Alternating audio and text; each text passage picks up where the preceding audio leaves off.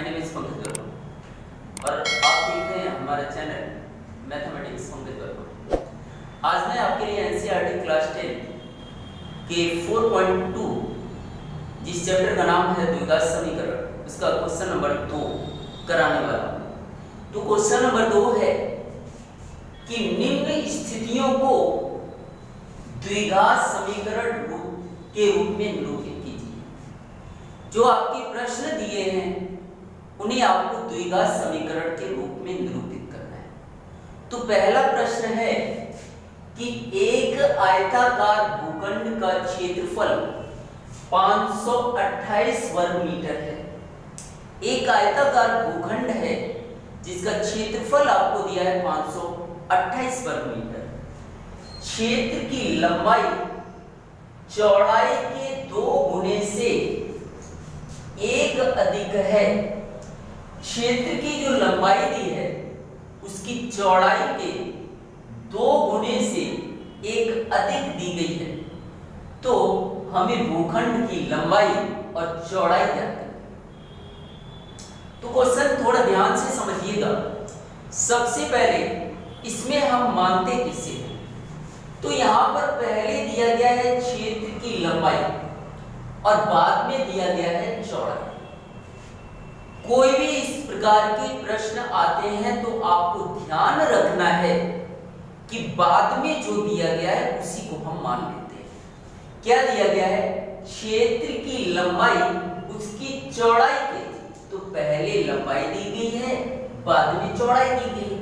तो मैंने क्या बताया कि जो बाद में दिया होता है उसी को हम मान लेते हैं। तो मान लेते हैं, माना, यहां पर आंसर किस तरीके से लिखना है? माना आयताकार भूखंड की चौड़ाई बराबर x मीटर दिया है, तो हम क्या लिख देंगे? मीटर। मैंने आपको क्या बताया कि जो बाद में दिया हो वही हम मान लेते हैं।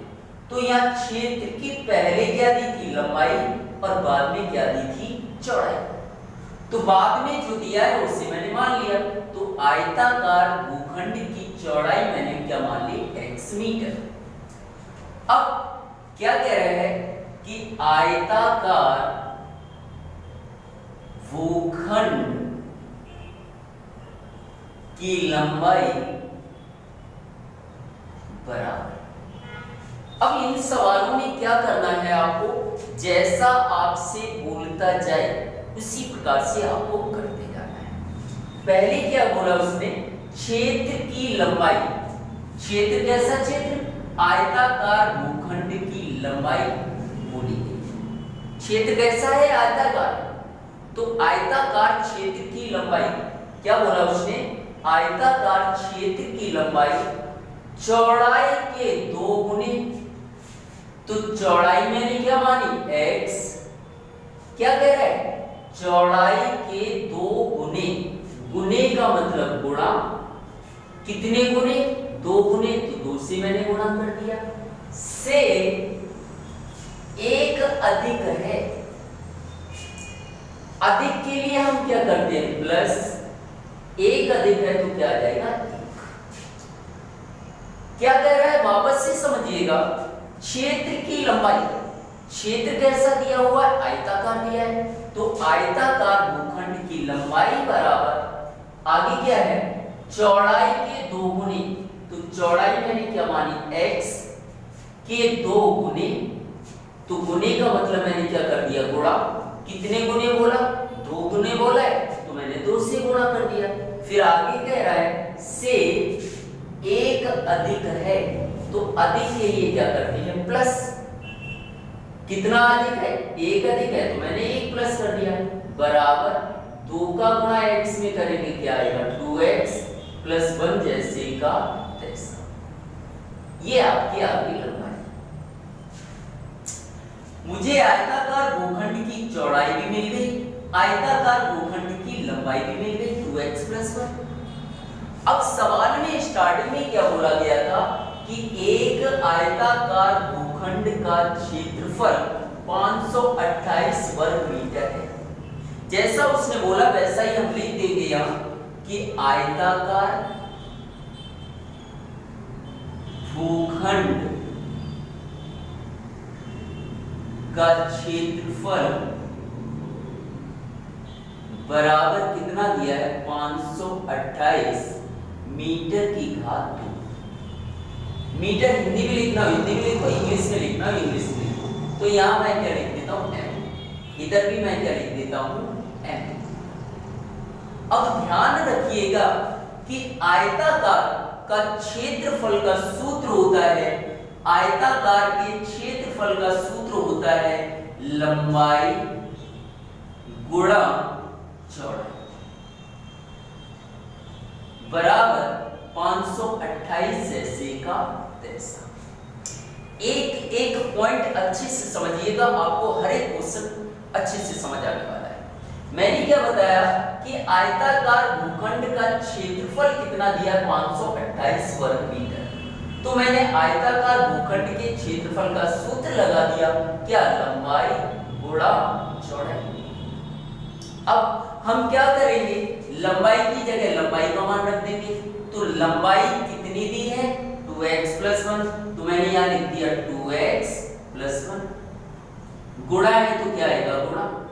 चौड़ाई कितनी दी है, चौड़ाई यहाँ x दी है तो क्या आ जाएगा x बराबर 528 जैसे का तैसा। अब हम क्या करेंगे, इस x का गुणा पहले 2x से करेंगे। तो यहाँ 2 है तो 2 लिख दिया, x एक यहाँ है एक यहाँ पर है, तो x कितने हो गए, तो इसका गुणा मैं इसमें कर रहा हूं तो गुणा में घातें जुड़ जाती हैं। तो x की घात यहाँ कुछ भी नहीं तो 1, यहाँ कुछ भी नहीं तो 1, तो 1 और 1 कितना हो जाएगा 2, प्लस है तो मैंने क्या लिख दिया प्लस। अब x का गुणा 1 में करूंगा तो क्या आएगा 1x बराबर 528 जैसे का तैसा। यहां तक क्लियर हो गया। क्वेश्चन में क्या पूछा गया था कि निम्न स्थितियों को द्विघात समीकरण के रूप में लिखिए। जो प्रश्न आपको दिया गया है उसे आपको द्विघात समीकरण के रूप में लिखना है। तो द्विघात समीकरण का रूप क्या होता है, ध्यान से समझिएगा। ax² + bx + c बराबर क्या होता है 0। मतलब किसी भी समीकरण को द्विघात समीकरण के रूप में लिखना है तो इसका एक स्टैंडर्ड फार्मूला होता है जो क्या है ax² + bx + c बराबर 0। यहां से मुझे ये पता चलता है कि द्विघात समीकरण ज्ञात करने के लिए बराबर में क्या होना चाहिए 0 होना चाहिए। तो सबसे पहले 528 को मैं इधर लाऊंगा, इसके आगे कुछ नहीं प्लस, तो इधर क्या हो जाएगा 2x² + 1x, यहाँ प्लस का है बराबर के इधर आएगा तो क्या हो जाएगा माइनस का 528। जब मैं इसे इधर ले आया तो बराबर में कुछ नहीं बचा तो 0। तो ये आपका आ गया द्विघात रूप में, क्योंकि इसे मैं क्या बोल सकता हूं ax² + bx + c बराबर 0। द्विघात समीकरण का मतलब क्या है कि चर की सबसे बड़ी घात कितनी होनी चाहिए, तो मतलब x की सबसे बड़ी घात कितनी होनी चाहिए, तो x की यहाँ पर सबसे बड़ी घात कितनी आई 2 आई, इसलिए इसे हम द्विघात समीकरण बोल सकते हैं। उम्मीद करता हूं आपको मेरा पहला प्रश्न समझ आया होगा। तो बढ़ते हैं प्रश्न नंबर 2 की। तो प्रश्न नंबर 2 है कि 2 क्रमांकित धनात्मक पूर्णांक का गुणनफल 306 है, तो हमें पूर्णांकों को ज्ञात करना है। इससे भी आपको किस रूप में लिखना है द्विघात समीकरण के रूप में लिखना है। किस रूप में लिखना है द्विघात समीकरण के रूप में लिखना है। तो मान लीजिए पहला धन पूर्णांक 1 है, यहां पे क्या कह रहा है कि 2 क्रमागत धनात्मक पूर्णांक। क्रमागत का मतलब होता है क्रम में। जैसे पहला धनात्मक पूर्णांक मैंने 1 ले लिया तो दूसरा कितना होगा 2, तीसरा कितना होगा 3, चौथा कितना होगा 4, तो क्रम में एक पहला मैंने 1 मान लिया तो दूसरा क्या होगा 2, तीसरा क्या हो जाएगा 3, चौथा क्या हो जाएगा 4। तो जब भी क्रमागत की बात की जाती है तो हम एक जोड़ते जाते हैं, एक बढ़ाते जाते हैं। अगर मैंने पहला x मान लिया तो दूसरा क्या मानेंगे x + 1। मैंने क्या बताया कि क्रमागत पूर्णांकों की कभी भी बात करेंगे तो एक एक उसमें बढ़ाते चले जाएंगे। तो पहला मैंने x माना तो दूसरा क्या हो जाएगा x + 1। तीसरे की अगर मैं बात करूं तो क्या आएगा x + 2 आएगा। चौथे की बात करूं तो x + 3 आएगा। उम्मीद करता हूं आपको समझ आ रहा होगा। तो यहाँ पे क्या कह रहा था कि निम्न स्थितियों को द्विघात समीकरण के रूप में लिखिए।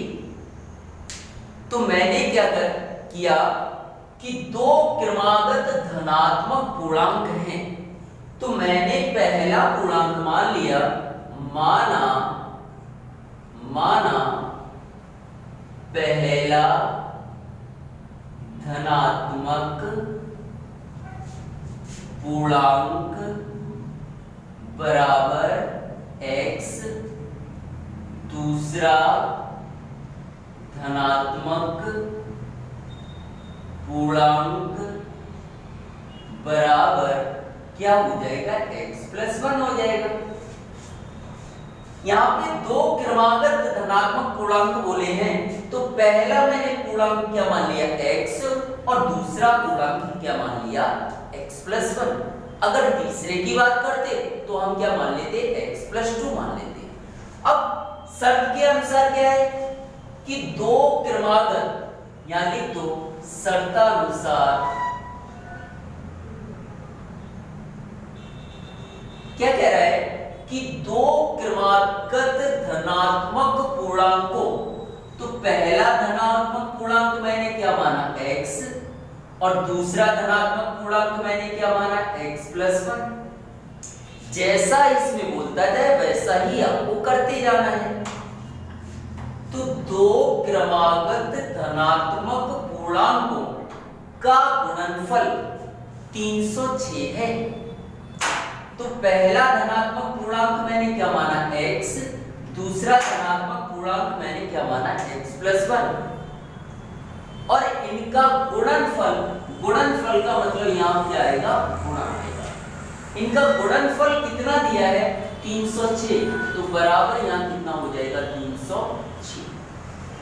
वापस से मैं आपको बोल रहा हूं कि शर्त के हिसाब से मुझे चलना है कि 2 क्रमागत धनात्मक पूर्णांकों, तो पहला धनात्मक पूर्णांक मैंने क्या माना x, दूसरा धनात्मक पूर्णांक मैंने क्या माना x + 1, दोनों धनात्मक पूर्णांकों का गुणनफल का मतलब क्या आएगा गुणा आएगा।